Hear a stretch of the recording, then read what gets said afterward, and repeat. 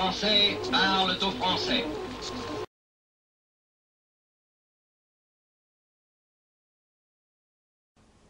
La France est à l'agonie économique, mais elle ignore l'origine profonde de sa maladie.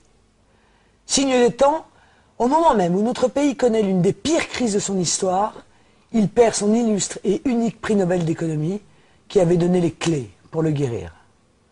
En effet, Maurice Allais avait dans l'indifférence générale depuis des décennies, seul contre tout l'ostracisme de la nomenclature politicienne au pouvoir, démontré la folie de la mondialisation. À cet égard, en qualité de responsable politique, je me sens modestement le devoir aujourd'hui de reprendre le flambeau de Maurice Allais pour dénoncer le secret bien gardé de l'oligarchie qui détruit délibérément la prospérité de notre pays depuis les années 70. Ce féodalisme budgétaire et monétaire hallucinant a déjà été condamné dans le plan anticrise du Front National le 27 février 2009. Il est un problème politique de première importance et doit être révélé à nouveau à toute l'opinion publique française pour lever la confusion sur la raison principale de la destruction de notre économie et du désordre monétaire mondial. Les dirigeants politiques de tous bords, l'Union européenne, le FMI, ne cessent de culpabiliser les citoyens sur le montant de la dette due, nous dit-on, à trop de social, trop de santé, trop de services publics, etc. Mais au fond, examinons quel est le péché originel qui a fait basculer soudainement la France des 30 glorieuses à celle des 40 piteuses. La vérité est que la dette publique française est d'abord due aux intérêts cumulés exorbitants payés. 37 milliards d'euros en moyenne par an, payés aux marchés financiers mondiaux sur lesquels nous avons été obligés d'emprunter depuis près de 40 ans. Pourquoi ? Parce que l'infâme loi du tandem Pompidou-Giscard du 3 janvier 1973, entérinée par l'article 104 du traité de Maastricht, puis confirmée par le traité de Lisbonne, a privé la France de son droit régalien de battre monnaie par la création monétaire de la Banque de France pour offrir aux banques d'affaires privées le droit illégitime d'émettre du crédit payant pour l'État. Ces usuriers spéculent ensuite contre tous les actifs de la planète, y compris les dettes des États souverains. Bref, vous avez compris, il n'est plus possible de solliciter directement la Banque de France ou même la BCE pour financer la dépense publique. Nous sommes contraints de passer par les banques et les marchés financiers rapaces, mais c'est unique au monde.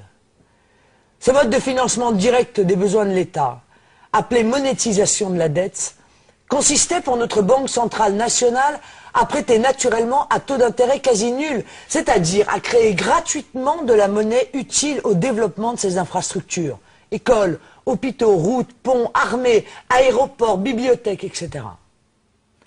Tous les partis politiques de gouvernement depuis 1973, de droite comme de gauche, ont concouru à la création et à la pérennité de ce régime de financement inique. Il a eu de multiples conséquences catastrophiques, notamment de nous jeter dans une logique de surendettement public jusqu'à la déshérence de l'État et la fin programmée de nos politiques. Il s'agit ni plus ni moins d'un racket discret sur tous les secteurs rentables de l'économie française, ainsi qu'une privatisation rampante de la protection sociale et des retraites. Écoutez attentivement ce chiffre. Notre dette est de 1650 milliards d'euros. Eh bien, fin 2010, la collectivité nationale aura payé plus de 1355 milliards d'euros d'intérêts financiers cumulés depuis 1973.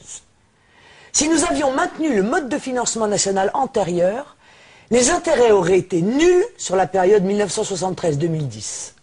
Pire, sur une période de 37 ans, on constate que la dette publique est constituée à 85% du paiement des intérêts.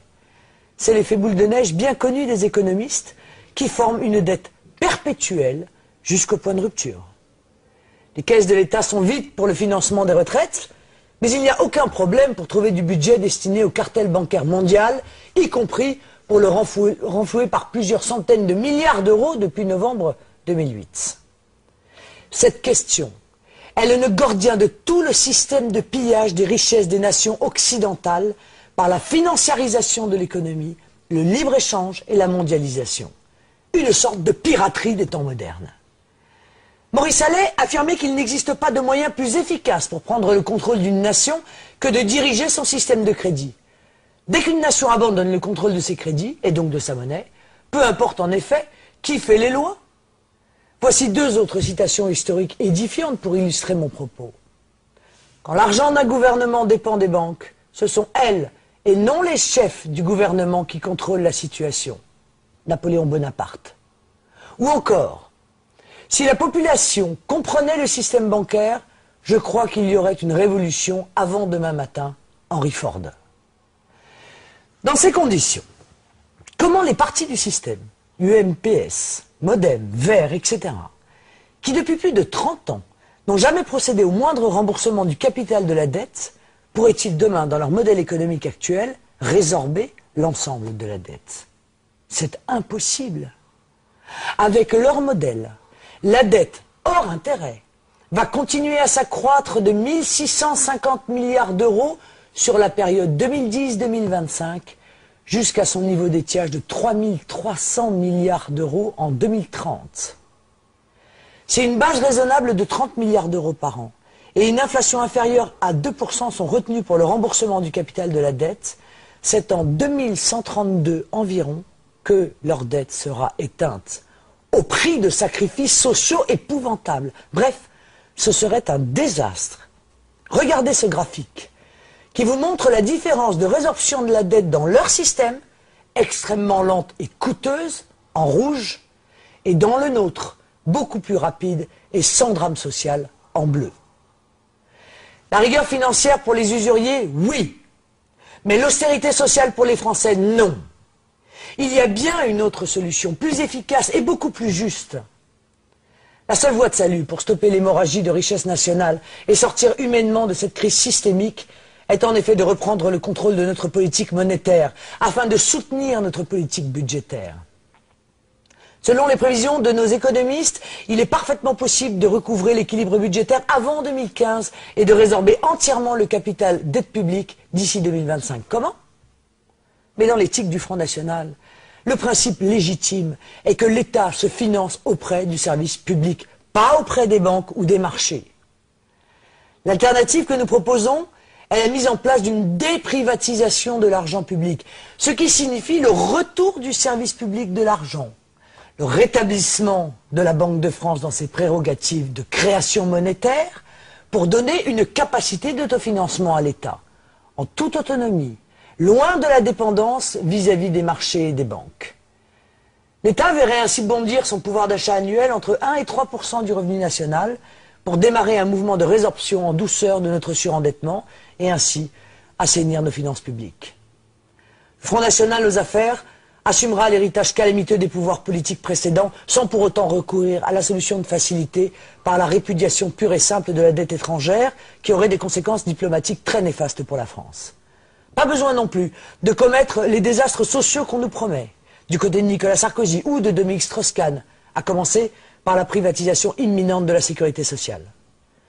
Bien entendu, cette politique économique n'a de sens que si ce mode de financement démocratique de l'État s'oriente non pas vers du budget de fonctionnement, mais prioritairement vers des investissements productifs dans l'économie réelle au service de la population et du travail. Ce problème clé dépasse tous les clivages politiques gauche-droite et au-delà des esprits partisans. Un consensus national autour de notre modèle doit prévaloir. C'est un enjeu vital pour notre État que de sortir de son aliénation aux marchés financiers mondiaux.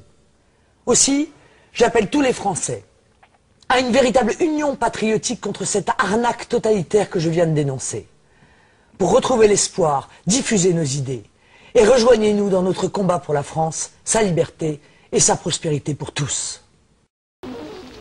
Veuillez écouter tout d'abord quelques messages personnels. Gabriel garde l'anonyme. Le manchot la serre dans ses bras. Nous disons, le manchot la serre dans ses bras 2 fois. Le fantôme n'est pas bavard.